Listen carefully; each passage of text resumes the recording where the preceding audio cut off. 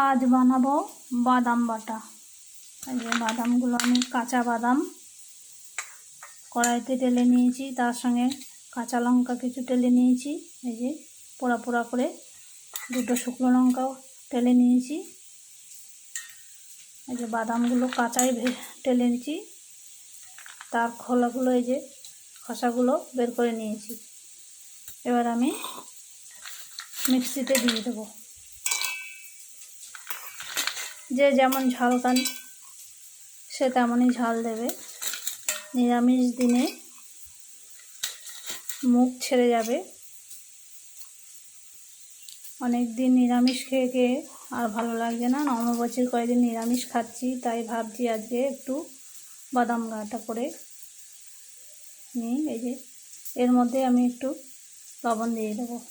এবার আমি মিক্সিতে ঘুরিয়ে নেব। এর মধ্যে একটু জল দিয়ে দেবো।